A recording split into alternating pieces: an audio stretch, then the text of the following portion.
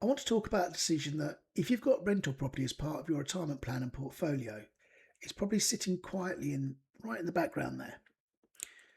It's not urgent, it's not discussed much, but it's always just there. Do you keep the property for income or do you sell it to create certainty? On paper, this looks like a financial decision, but in reality, it's more of an emotional one, and it's something I've been wrestling with myself personally. In the UK, especially, property feels safe. It's bricks and mortar. You can see it, you can touch it. It doesn't disappear overnight. Rental income feels dependable, almost like a pension you've built yourself. And for a long time, I think a lot of us assume that if we've got property, we've done something sensible, we've done something responsible. But as retirement starts to feel closer, I've realised this decision isn't really about yields or spreadsheets. It's about how much stress I really want to carry forward. Because property isn't passive in the way that sometimes we pretend it is. There are tenants to think about. There are possible voids when you haven't got a tenant. There are repairs that never seem to happen at the most convenient times.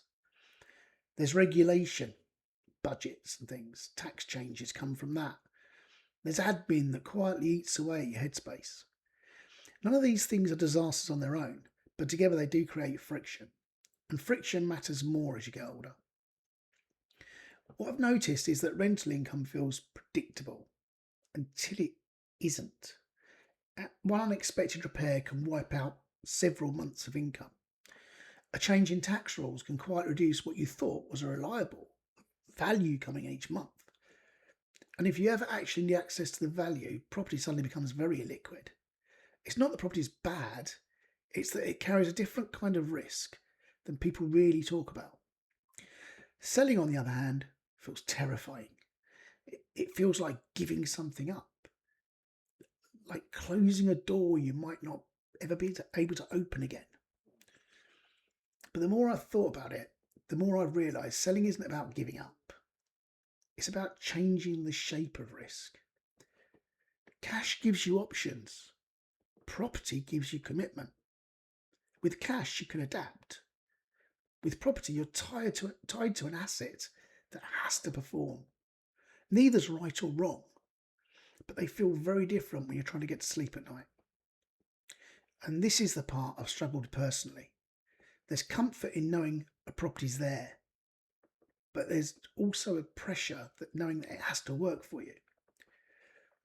I've had to ask myself whether what I really want in retirement is income or peace of mind, because those two aren't always the same thing.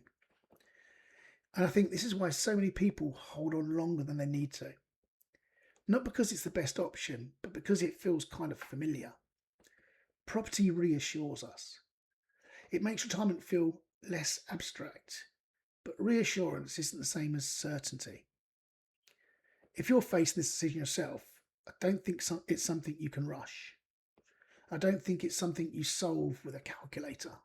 A few questions that are worth sitting with, not answering today, just sitting with, are: does this property reduce stress or does it add it? If I didn't already own it, would I buy it now? Am I holding this for income or for reassurance? And what does enough actually look like for me?